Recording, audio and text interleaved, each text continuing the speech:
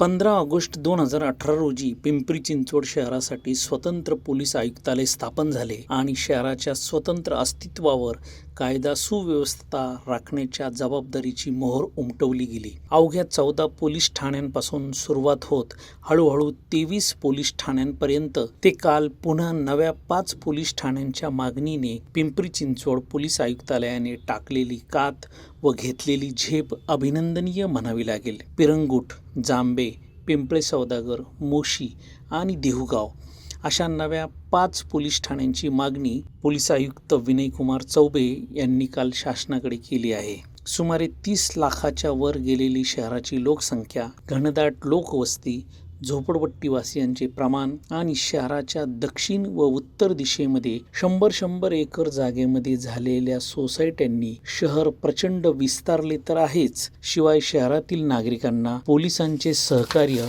त्वरित मिळणे ही काळाची गरज बनली आहे.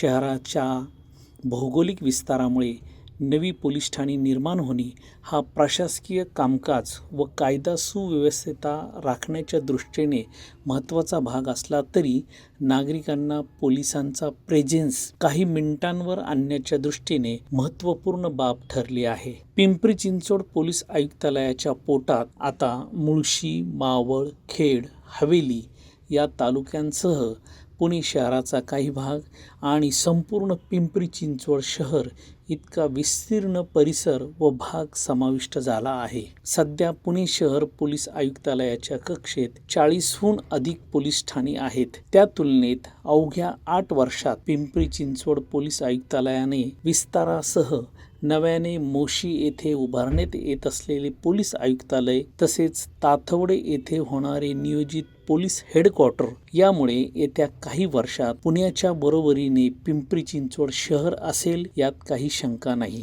दर्जाच्या महानगरपालिकेमुळे जिल्ह्यातील महत्त्वाचे स्वतंत्र शहर म्हणून पिंपरी चिंचवडची ओळख आहेच. आता पोलीस आयुक्तालयामुळे स्वतंत्र स्थान, PMRDAमुळे शहराला मिळत असलेला साचेबद्ध आकार व बांधणी पाहता आता हे शहर स्वतंत्र जिल्ह्याच्या ताकदी एवढे पुढील 5-6 वर्षात स्थान मिळवेल यात काही तिळमात्र शंका नाही. आणखीन घडामोडी जाणून घेण्यासाठी पाहत रहा पिंपरी चिंचवड न्यूज. सोबतच आमच्या फेसबुक आणि इंस्टाग्राम चॅनलला फॉलो करायला विसरू नका. तसेच यूट्यूब चॅनलला सबस्क्राईब करायला विसरू नका.